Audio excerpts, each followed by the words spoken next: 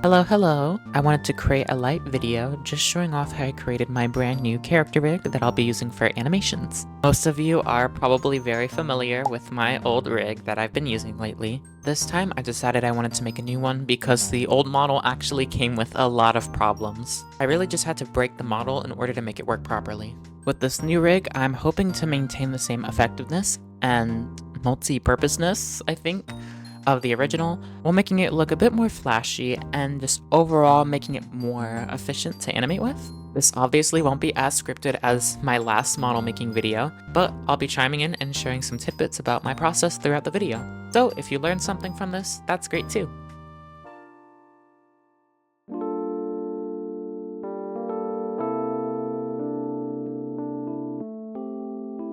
So, of course, the first thing you do with any model actually in Live2D is to set up all your meshes and deformers.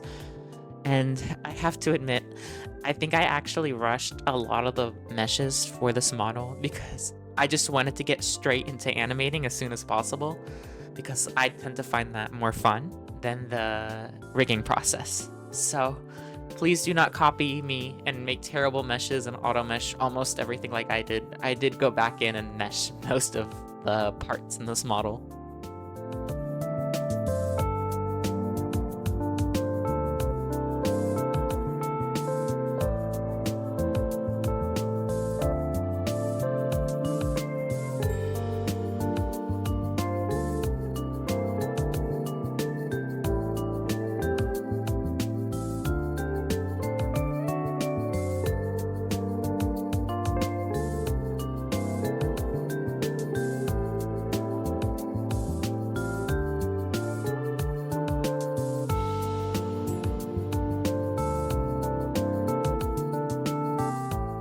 I think one of the biggest things I've noticed, the difference between my last puppet rig and the one I'm rigging now, is that the face and color tend to pop out a lot more, which honestly I'm a huge fan of.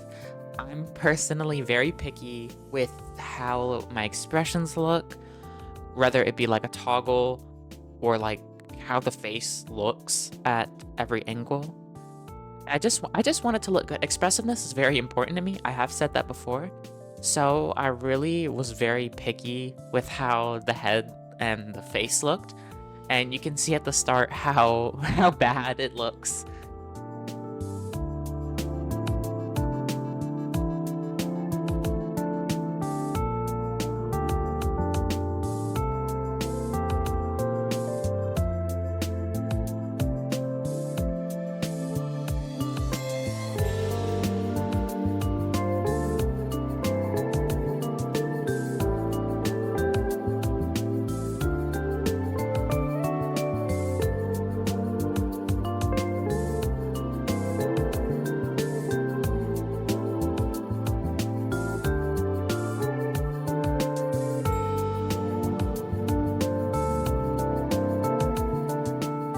I know a popular rigger said this. I think they're in the East, actually. I don't remember who, but it's something I always took to heart, and it's to work on the bigger pieces first and smaller details later, which is why I like to rig the head as an entire group for character rigs, and then I will go in and adjust each individual part to get the ideal shape that I want.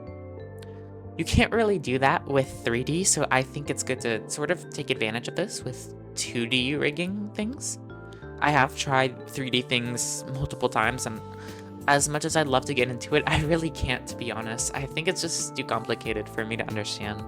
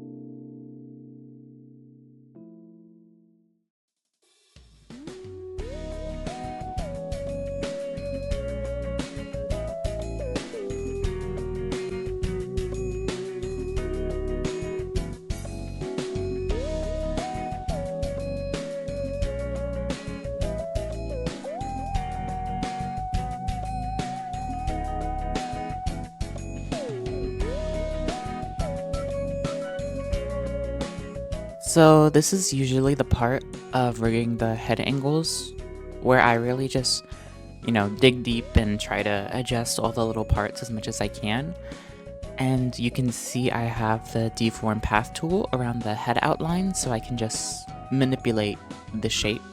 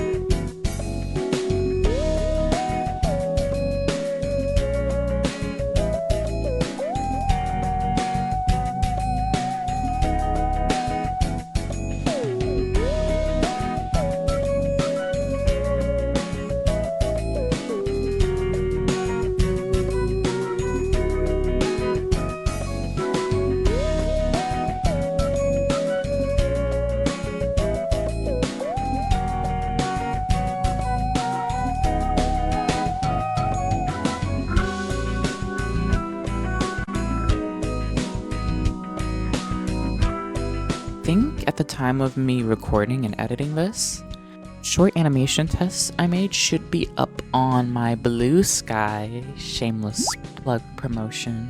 Kinda proud of it. So I guess if you want to see the model test animation, you can go check it out there.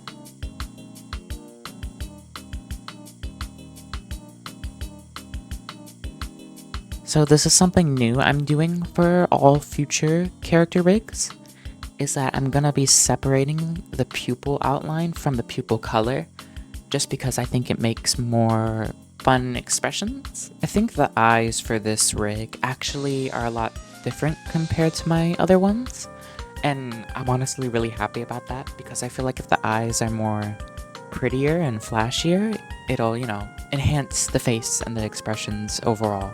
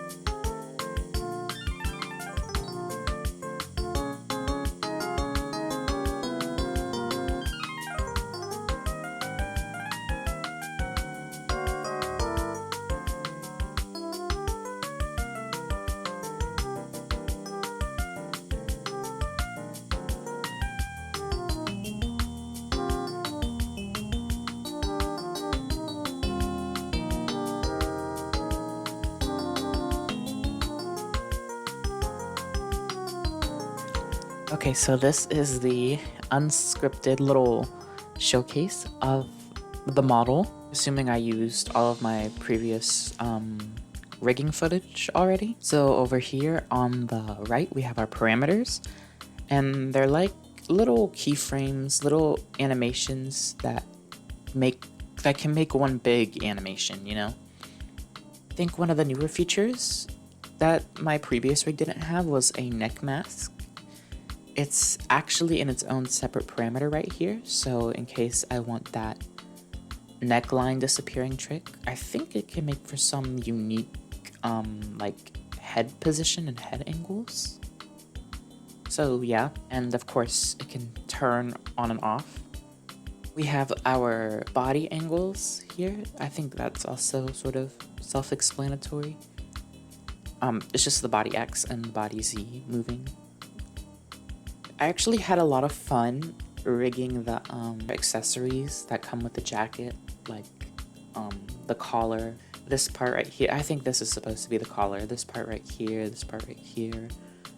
The shirt logo also sort of turns. You have your, your basic eye positions.